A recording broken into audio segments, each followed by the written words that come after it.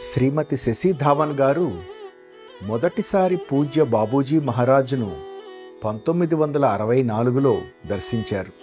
అప్పటికి ఆమె వయస్సు 16 సంవత్సరాలు.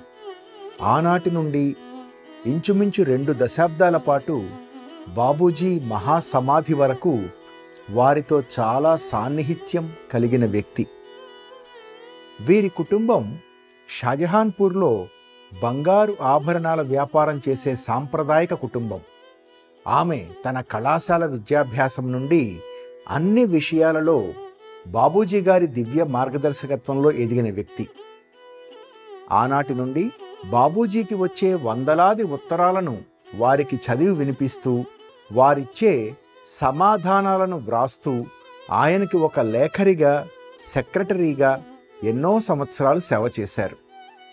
బాబూజీ సలహాననుసరించి వివాహానంతరం శశి ధావన్ దంపతులు హైదరాబాదుకు తమ నివాసాన్ని మార్చి శ్రీ రామచంద్ర మిషన్కు, హార్ట్ఫుల్నెస్ సంస్థకు విశిష్టమైన సేవలను అందిస్తూ సహజ మార్గ పురోభివృద్ధికి, వ్యాప్తికి ఎనలేని కృషి చేశారు.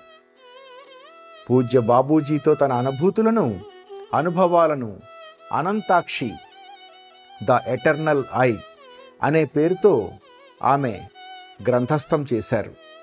బాబూజీ మహారాజ్తో శ్రీమతి శశి ధావన్ అనుబంధం గురించి ఆమె మాటల్లోనే విందాం.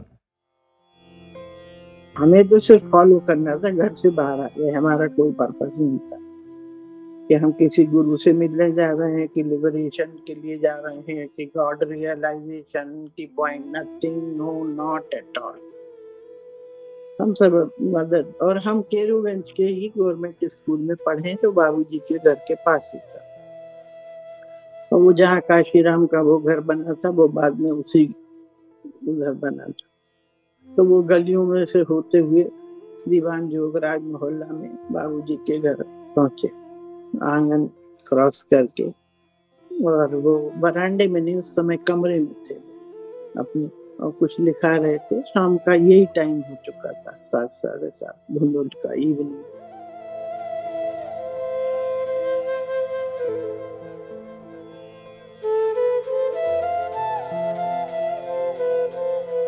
तो जैसे हम लोग घुसे, काशीराम जी ने नमस्कार करने के बाद इंट्रोड्यूस कराया. टंडन फैमिली के लोग हैं, कि लड़की है, भाई है, और ये मदर है उनके.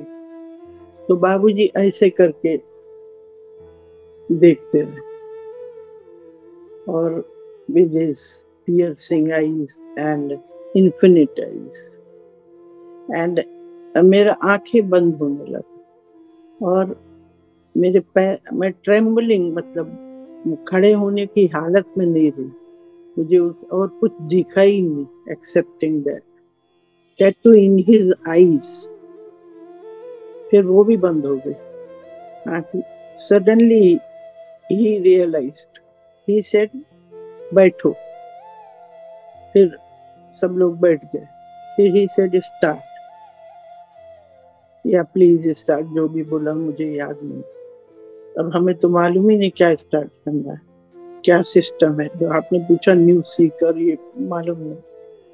तो मैंने अपने मन में सोचा कि इससे बेहतर जिस आदमी की मुझे तलाश थी कोई नहीं हो सकता, जिसको मैं देखती रहूं अपने दिल में, अपने आप.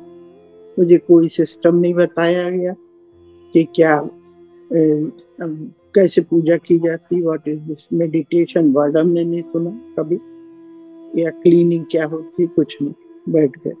शायद 5-10 मिनट उन्होंने सिटिंग दी होगी. हम लोग 50-55 मिनट तक भी हिल नहीं सके, आंखें ही नहीं खुली.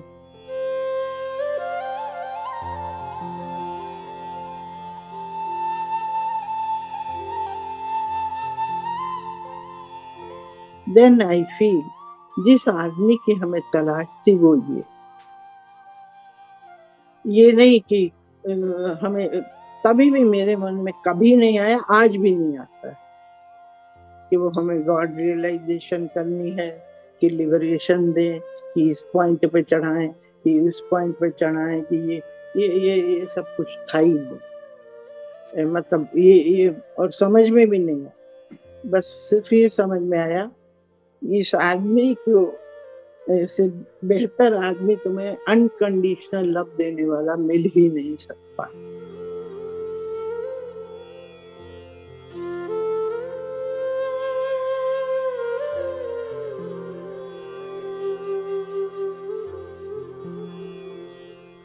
और वही हमने उन्हें दूसरों को देखते हुए देखा।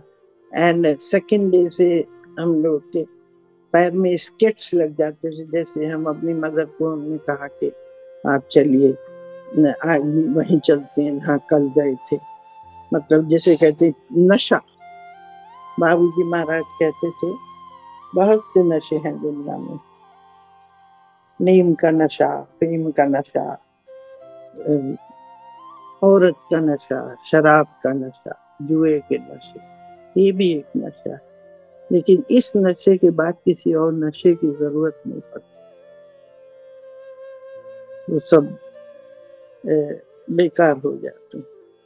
और वो भर देते थे आदमी वो नशा। वो कैसे, ये कभी नहीं डिस्कस करते तुम्हें ये करा, और जो उन्हें देना होता था वो दे देते थे।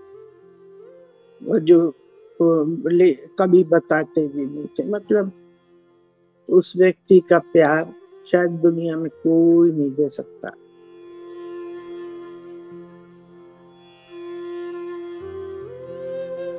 वो थे, हैं और रहेंगे, वो हर एक के लिए। अगर वास्तव में दिल में कहीं पर ये है कि हम क्यों आए हैं, हमें कहाँ जाना है, हमें कहाँ किसके पास जाना है, हमारी लाइफ का पर्पस क्या है, कहीं भी कोई कुछ ढूंढ रहा है, वास्तव में सर्च कर रहा है, सीकर क्या है, जो सर्च बंद नहीं होनी चाहिए। तो उस व्यक्ति के लिए क्या बोला जा सकता है? इन्फिनिट है, अनकंडीशनल लव है, very simple, very innocent, very practical, very natural. And ऐसा प्यार देखने वाला व्यक्ति मैंने तो अपनी लाइफ में दोबारा नहीं देखा। मतलब अगर बिना भक्ति के आप मुझे तार देते तब है। अब हम सारी चीजें हम करेंगे तो आप क्या बड़े आदमी हुए, चैलेंज कर रहे हैं। ये ऐसा रियल प्रेमी ही चैलेंज कर सकता है, हर कोई नहीं बोल सकता है, उसमें हिम्मत होनी चाहिए। इसीलिए बाबूजी ने कहा I don't want sheep in my mission, I want lions. तो हम तो डरते रहते हैं, ये बात है तो ये नहीं कहे, वो नहीं, ये बात है वो जो है, जो हमारे मन में आ रहा है वो कह रहे हैं, जो हमें फील हो रहा है, अबाउट आवर हार्ट सेज।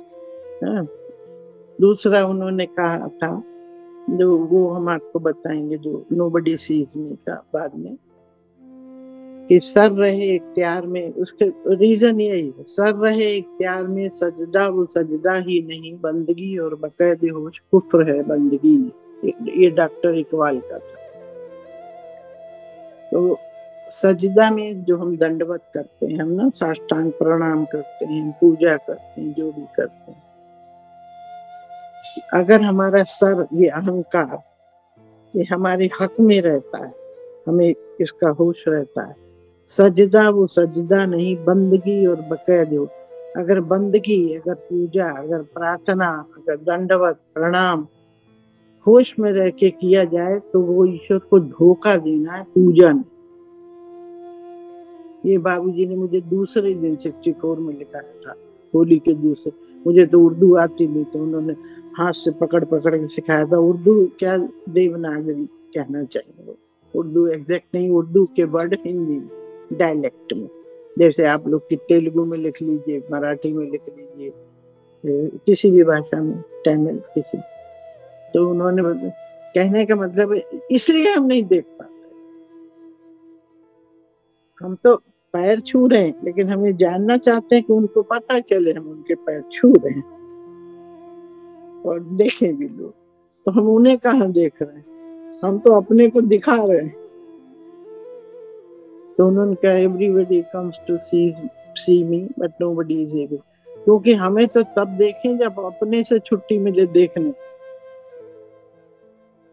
देख सकते हैं, ऐसा नहीं है, लेकिन फिर एक जब पूछा था तो उन्होंने कहा you keep on seeing me, I keep on seeing you. आप देखते रहिए हमें, हम आपको देखने लगेंगे, आप ये बाकी चिंता छोड़ दीजिए। वो क्या है? मर्सी, कृपा, दया, ग्रेस।